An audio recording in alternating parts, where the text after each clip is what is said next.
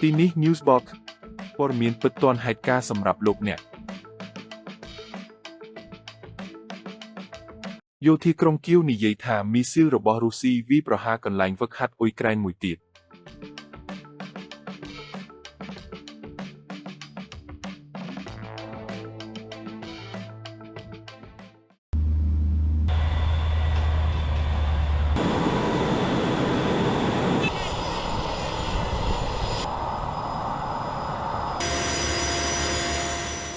ប្រភពពី Kyiv Independent ថ្ងៃទី18ខែតុលាឆ្នាំ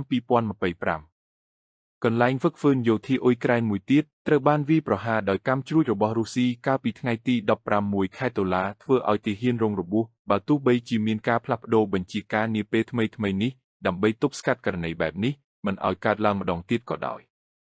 Operational Common South បានសរសេរនៅលើ Facebook នៅថ្ងៃដដែលថានៅព្រឹកថ្ងៃទី16ខែតុលារុស្ស៊ីបានធ្វើការវាយប្រហាររួមគ្នាដ៏ធំមួយលើអ៊ុយក្រែនជាពិសេសកាំជ្រួចប្លង់ចំនួន2នៅលើមូលដ្ឋាននៃអង្គភាពហ្វឹកហ្វឺនមួយនៃកងកម្លាំងជើងគោកអ៊ុយក្រែនដែលមានទីតាំងនៅខាងក្រោយក្នុងតំបន់សន្តិភាពនៃប្រទេសប៉ុស្តិ៍បាននិយាយថាដោយសារតែការវាយប្រហាររបស់សត្រូវទោះបីជាមានការព្រមានឲ្យមានការស្នាក់នៅក្នុងជម្រកនិងវិធានការសុវត្ថិភាពផ្សេងទៀតក៏ដោយការបាត់បង់មិនត្រូវបានជៀសវាងទាំងស្រុងឡើយការបង្ហោះបន្តថាអ្នករងរបួសត្រូវបានអ្នកសង្គ្រោះបឋមយកទៅព្យាបាលហើយបញ្ចប់ដោយសរសេរថាយើងសូមចូលរួមរំលែកទុក្ខដោយស្មោះចំពោះក្រុមគ្រួសារនិងមនុស្សជាទីស្រឡាញ់របស់អ្នកស្លាប់ចំនួនពិតប្រាកដនៃអ្នកស្លាប់ឬរបួសមិនត្រូវបានបញ្ជាក់ឡើយយោងតាមការបង្ហោះបានឲ្យដឹងថាមេបញ្ជាការកម្ពុជារបស់អ៊ុយក្រែនលោក Alexander Syrskyi បានបញ្ជាឲ្យមានការស៊ើបអង្កេតជាផ្លូវការលើឧបទ្ទហេតុនេះ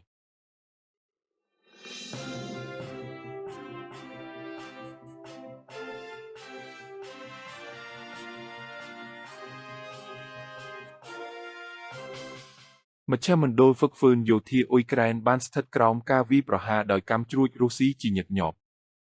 យោធាបានកិច្ចវេស្ការបញ្ជាក់ពីការវាយប្រហារលើគោលដៅយោធាហើយនៅពេលដែលវាកើតឡើងទំនងជាជៀសវាងការចេញផ្សាយចំនួនអ្នកស្លាប់កាលពីខែមិថុនាមេបញ្ជាការកងទ័ពជើងគោកលោកមីខាអ៊ីលដាប៉ាទីបានប្រកាសពីការចាក់ចេញពីមុខតំណែងរបស់គាត់បន្ទាប់ពីការវាយប្រហារដែលបានសម្លាប់មនុស្ស12នាក់និងរបួស60នាក់នៅឯជំរំហ្វឹកហាត់មួយលោក Volodymyr Zelensky បានប្រកាសតែងតាំងលោកឧត្តមសេនីយ៍ត្រី Hennady Shapovalov យ៉ាងឆាប់រហ័សជាអ្នកស្នងតំណែងរបស់លោកដាប៉ាទី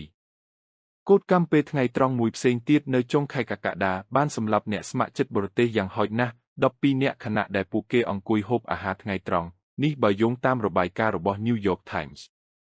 កូដកម្មមួយផ្សេងទៀតនៅថ្ងៃទី24ខែកញ្ញាត្រូវបានគេរាយការណ៍ថាបានវាយប្រហារដោយផ្ទាល់ទៅលើជំរកនៅឯកន្លែងហ្វឹកហាត់មួយយោធាមិនបានបង្ហាញពីទីតាំងនៃការវាយប្រហារនោះទេប៉ុន្តែបាននិយាយនៅក្នុងសេចក្តីថ្លែងការណ៍របស់ខ្លួនថាកិច្ចខិតខំប្រឹងប្រែងកំពុងបន្តពង្រឹងមជ្ឈមណ្ឌលហ្វឹកហ្វឺនទីលានហ្វឹកហ្វឺនបាញ់និងហេដ្ឋារចនាសម្ព័ន្ធយោធាផ្សេងទៀតជាមួយនឹងការពង្រឹងជំរកដើម្បីកាត់បន្ថយជនរងគ្រោះពីការវាយប្រហារបន្តរបស់រុស្ស៊ី